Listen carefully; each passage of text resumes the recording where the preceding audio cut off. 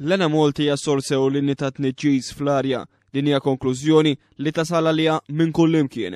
Kemm jekk f'rapporti tekniċi jew f'tarif li tiġbor il-meppa dwar it-tniġġis fl-arja.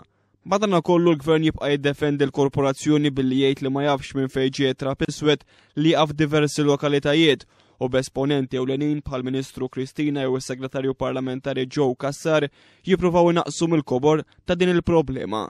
Il-Professur Edward Mallija, kap tat-Dipartiment tal-Fiżika fl-Università ta' Malta, għamel dikjarazzjoni serja ħafna waqt il-programm TX. Jiena naħseb l ħaġa li hemm bżonn hija li Malta kif jgħidu bl-Ingliż they come clean.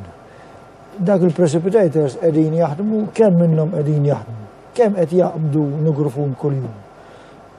Waħda, it-tieni jaqtaw dil-prattika li billej jew mhux billej meta jfettilhom jitfgħu dak l-ammont ta' żibel fl-ajru li rajna fil-filmati. Ir-residenti ta' ħafna lokalitajiet mill-quta għadhom ma jistgħux jifhmu kif minkejja swaba tal-esperti kollha jippuntaw lejn l-Ena Malta, il-Gvern għadu qed jgħid li jrid jidentifika s-sors ta' trap iswed.